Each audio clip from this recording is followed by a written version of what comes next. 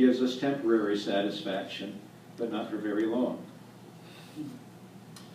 Another thing that holding a grudge does, Lourdes Hospital has a pain management center. Holding a grudge, I think, is one attempt at pain management. You hurt me. It's just too painful to feel the pain and the sadness and just how much you hurt me and betrayed me, man. I have a hard time feeling that. And so one of the functions of anger, it has a defensive function. It puts a shell around, a protective shell around your hurt, right? And I just stay mad at you. And this is why Jesus said, blessed are those who mourn, blessed are those who have the guts and the strength to let themselves be sad and weep when they lose a good friend. For they will be comforted. But if you encapsulate your hurt with anger and resentment and a grudge, you don't have to feel the hurt. Right? You don't have to be vulnerable.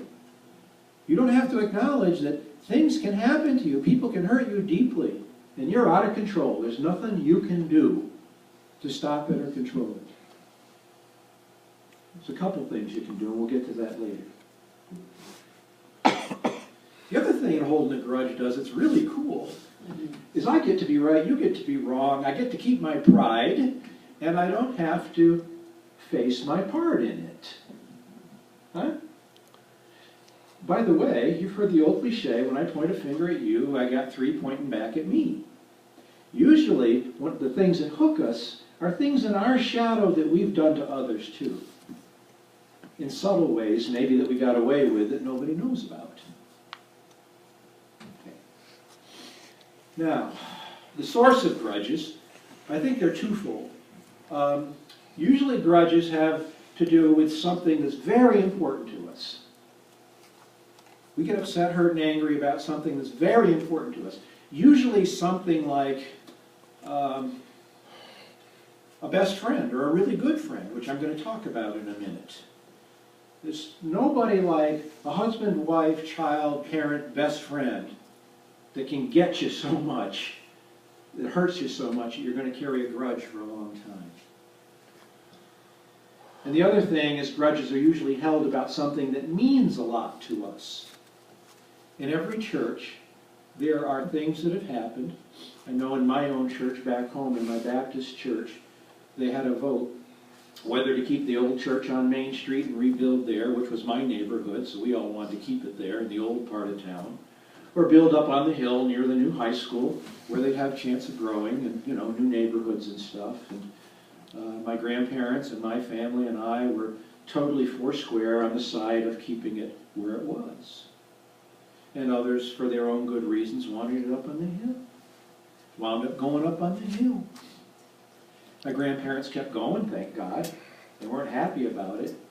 And we had roast preacher more than one Sunday after church. Right? But, you know, we've experienced that same thing here. And what happens, especially with you guys, it was even worse, because you were in crisis. Your church got burned down. When we're in crisis, we get scared. And one of the things we do when we get scared, I don't know about you, but when I get scared, I want an immediate solution so I can hang on to that and know where I'm going to be tomorrow. So you guys were really up against it. And then we had really good reasons for doing it either way. Stay in the corner, by the school. Good reasons either way. But we got so anxious and so scared, and we started pursuing things so forcefully sometimes, out of our fear. Out of our fear. Out of our anxiety, because we were scared. And what happened here is normal. We're not bad. They're not bad. It's normal. And now we try to heal.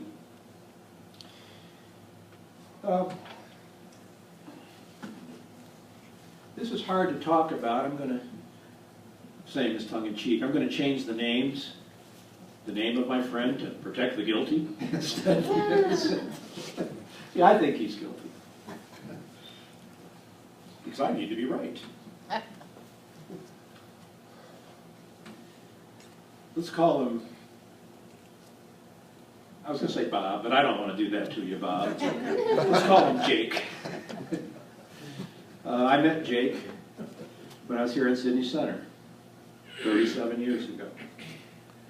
He was a local pastor. He's a great guy. Still is a great guy. I will say that.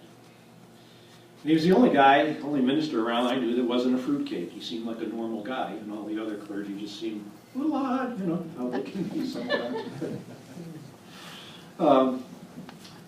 And we'd get together and talk about how we were the only normal ones we knew, you know, poking fun at ourselves. And we'd get together once a week, once we discovered each other. And in the hot summer, we'd go running together. We'd go over and play tennis in Unadilla.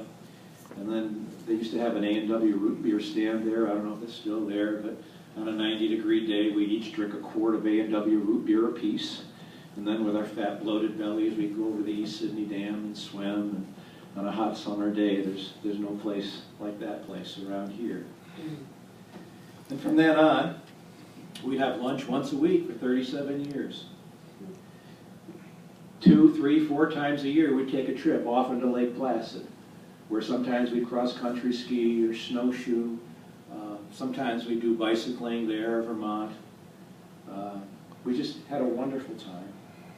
We probably did, I think I counted them up, we did 26 of the high peaks together. Those are all peaks that are 4,000 feet or higher.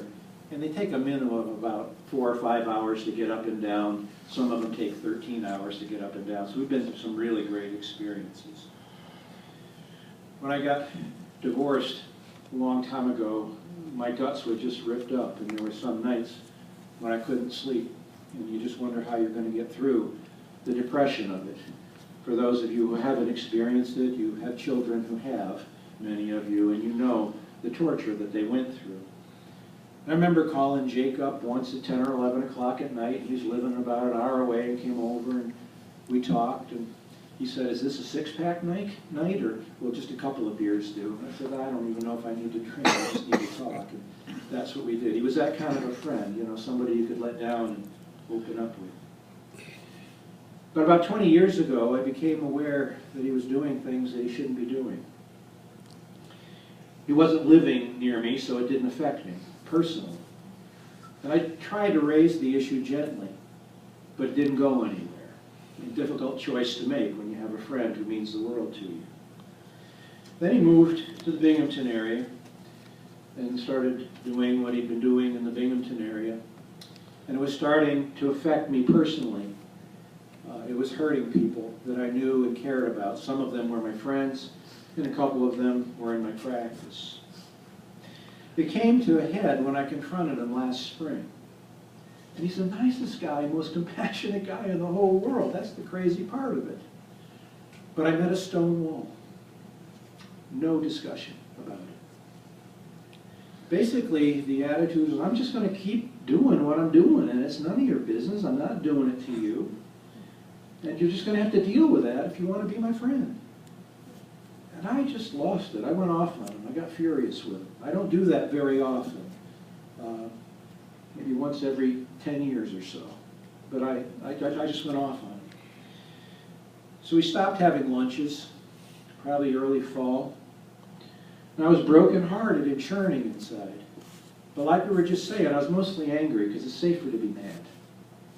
That pain, that gut-wrenching ache, went so deep, I was afraid to feel it. And so a grudge was starting to form. Most of you know that I went to the World Series to see what are now the world champion Boston Red Sox with the favorite young man of my life, who's a son to me, my nephew Michael.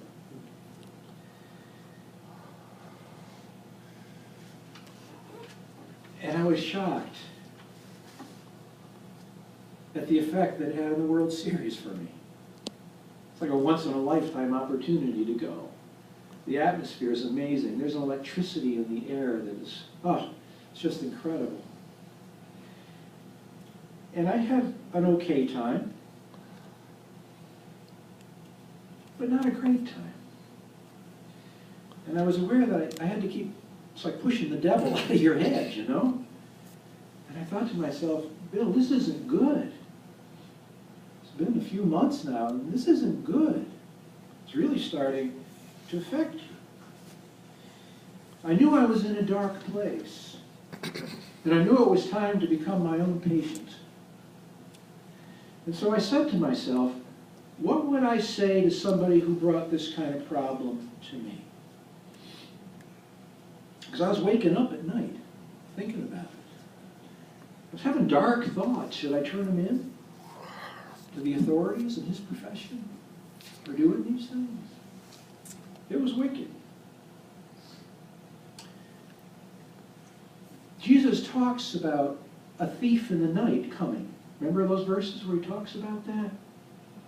A lot of us think of the devil as a thief in the night.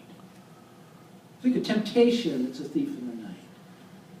We think of the temptation to do something we shouldn't do, that we're going to lose our salvation, that that's the thief. That's not the thief in the night. This is the thief in the night. Is your anger, your bitterness, and your resentment that kidnaps your very mind. So, these are the things that I did, and I'm going to share them with you. Acknowledge the problem. I want you to do this with me as an exercise. I want whoever that person was you were thinking about, work along with me in the sermon now as an exercise. Think about that person, that situation that happened, and I want you to acknowledge it, that somebody has hurt or angered you. I want you to identify how you feel. As you think of that person in that situation, what starts to stir in your heart? It might be anger. You might be afraid you're so angry. You might be afraid to think about it, you're so hurt. But understand that under the anger is really hurt that you're afraid to feel. Maybe you feel humiliated and betrayed and lied to. I want you to think of this without judging the other person and without judging yourself if you can. And also ask the question, why is this one staying with you? You've been burned before. What is it about this one that's stuck in your craw that you can't let go of? Then if you can, with your husband, wife, child, somebody, maybe your pastor, even a counselor, you've got to get these feelings out because they will fester inside if you try to handle it on your own. Some of us has what I call emotional hemophilia. Do you know what hemophilia is, anybody? It's when you get cut and you bleed. You're a bleeder. You get cut and your blood won't coagulate and it won't scab and it won't heal over. It comes from a lack of vitamin K. Emotionally, some of us are emotional hemophiliacs. We get hurt and we don't know how to stop the blooding, the bleeding. So one of the things we do is put a tourniquet on it in the form of anger just to try to clench it, and then we shove that event away and we leave it there all stopped up. Switch places if you can in your mind and try to understand their point of view. With my friend, if I could be objective about it, he's a lost soul.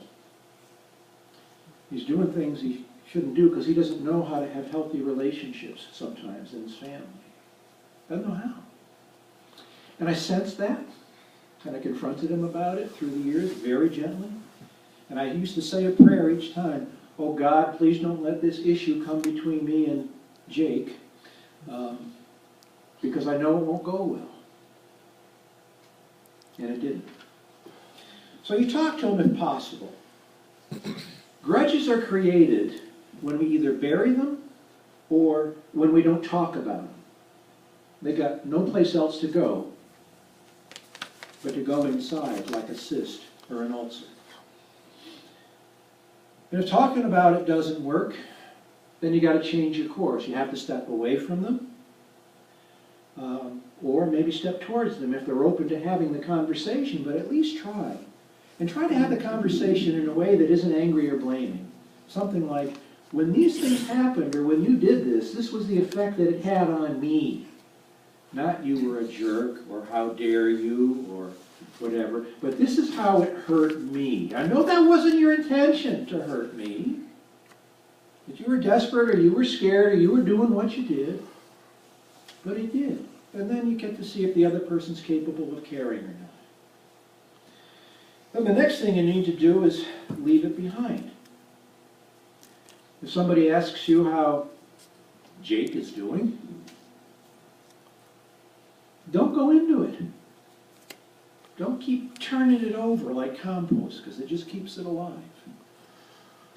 Resist the urge to recount the whole awful tale just to put a stain on that other person. To cash out on your grudge, you have to honor and respect your interest in dropping it. You're not letting them off the hook. You're just putting yourself in a place where you can love your kids, love your garden, love the animals outside, love your spouse, love the Boston Red Sox, which I encourage you all to do. It's easier said than done.